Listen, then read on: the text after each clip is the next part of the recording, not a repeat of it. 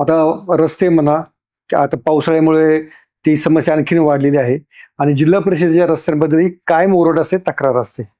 तर त्याच्यावर काही उपाय काय तुम्हाला सापडला आहे का आणि त्याच्यावर काही काम सुरू आहे का? रस्त्यांचं आता जर ग्रेडिंग तुम्ही बघितलं तर एकतर अनरजिस्टर्ड रोड आहेत, म्हणजे ते कुठल्या रेकॉर्डवर नाहीत. दुसरे VR, ODR, MDR, state highway, national highway असं कॅटेगरायझेशन आहे. जिल्हा परिषदेच्या अखत्यारीमध्ये VR आणि ODR येतो, म्हणजे विलेज रोड आणि अदर डिस्ट्रिक्ट रोड हे दोन येतात. दुर्दैवाने पूर्वी जे आमचे नॉर्म्स होते जिल्हा परिषदेचे, त्यांचे कामाचेच नॉर्म्स वेगळे होते. म्हणजे 1 किलोमीटर PWDचा रस्ता, उदाहरणादाखल सांगतोय फक्त, 1 किलोमीटर PWDचा रस्ता जवळपास 90 लाखाला 1 किलोमीटर होतो. तर तोच 1 किलोमीटरचा ZP मधला रस्ता तो 50 लाखात होता, 45 लाखामध्ये होता. कारण त्याचे नॉर्म्सच वेगळे होते, क्वालिटी म्हणण्यापेक्षा नॉर्म्स वेगळे होते. सुदैवानं पहिले DPC ज्यावेळी झाली, ही गोष्ट आम्ही सर्व आमदार, सर्व मंत्री महोदय आणि पालकमंत्री महोदयांच्या निदर्शनास आणले. आम्ही नॉर्म सगळे PWDच्या पद्धतीनं केले यावर्षी. त्यामुळे ह्या वर्षीची सगळी कामं आपली PWDच्या नॉर्म प्रमाणे होत आहेत. आता पावसाळ्यामध्ये लेंथ जर बघितली तर आमची लेंथ PWDच्या दुप्पट आहे. त्यामुळे तेवढा काय फंड्स काही ZP कडे नसतो, त्यामुळे हा प्रॉब्लेम आहे. आता मात्र पावसाळा संपला, इमिडिएटली आपल्याला रिपेअर्स मध्ये जायला म्हणजे असं काही कॉन्क्रीट सोल्युशन असंच नाही, पण रिपेअर करणे एवढंच तुमच्या हातामध्ये. तुम्ही जेव्हा पुण्यामध्ये राजगुरुनगरला प्रांत म्हणून होता, तेव्हा तुमच्या काळामध्ये SEZचा फार मोठा प्रोजेक्ट राबवलेला होता. तर ते SEZ मध्ये इतकी मोठी जमीन भूसंपादित होऊ नये की जमीन संपादित झाली, पण कोणताही वाद झाला नाही फारसा आणि शेतकऱ्यांना पण बऱ्यापैकी कॉम्पेन्सेशन मिळालं. तर ते नक्की कसं झालं ते आणि काय त्या पाठीमागे तुमचं होमवर्क होता? खेडचा SEZचा प्रकल्प जो होता KEIPL, त्याच्यामध्ये MIDC आणि भारत फोर्ज असं जॉईंट व्हेंचर होतं. एक खूप यशस्वी प्रकल्प, पहिलाच प्रोजेक्ट आपण म्हणजे इव्हन महाराष्ट्रातच नाही तर भारतामध्ये सुद्धा हा एक यशस्वी प्रकल्प होता. कारण ज्यावेळी आम्ही ते संपादन करत होतो त्यावेळी नंदीग्रामचं आंदोलन चालू होतं, वेस्ट बेंगालमध्ये बरेचसे आंदोलन सुरू होते. त्या बॅकग्राऊंडवर आपण यशस्वी करू शकलो. त्यामध्ये 2 महत्वाच्या गोष्टी होत्या.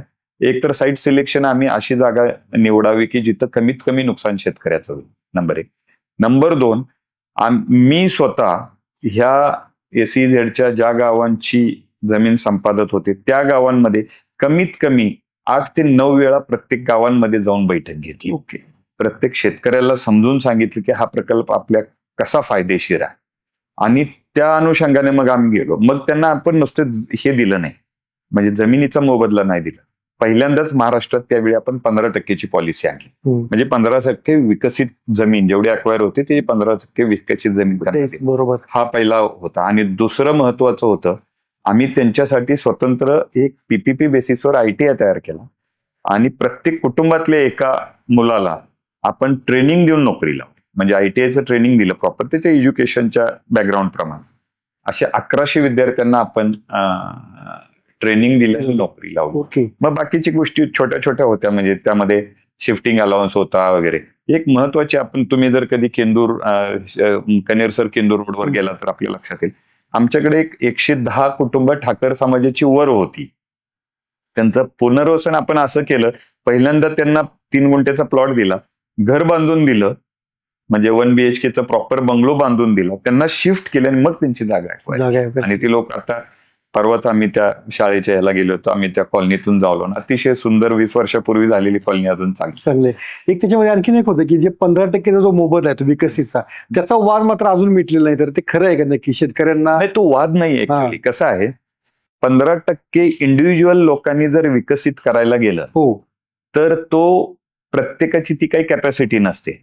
म्हणून आम्ही त्या 15%साठी एक कंपनी तयार केली. बरोबर. आणि तो आपल्याला आश्चर्य वाटेल, त्या 15%च्या KDL नाव आहे, खेड डेव्हलपमेंट लिमिटेड. तर त्याची जवळपास 470 एकर जमीन त्यामध्ये आहे. म्हणजे त्याची व्हॅल्यू तेवढ्या प्रमाणात वाढलेली आहे.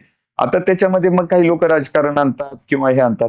त्यांना मागणी एवढीच होती की त्यांची आम्हाला वैयक्तिक द्या. म्हणजे त्याचा एक म्हणजे दुर्दैवी भाग असा आहे की बरेच लोक विकून मोकळे होतात. ते करण्यामागचा हेतू हा होता की तुम्हाला ते कायमस्वरूपी उत्पन्नाचं साधन पुढे राहील. आणि ते बऱ्यापैकी यशस्वी होते जर ती कंपनी व्यवस्थित. त्या कंपनीमध्ये काय होतं, तो SEZ होता.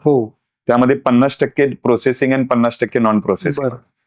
नॉन प्रोसेसिंग मध्ये तुम्ही कमर्शियल ऍक्टिव्हिटी करू शकत होता, रेसिडेन्शियल स्कीम करू शकत होता, अजून सुद्धा ती स्कीम. बरं. त्यामुळे त्याचा उत्पन्नाचं साधन खूप मोठं आहे जर ते प्रॉपर इम्प्लिमेंट केलं.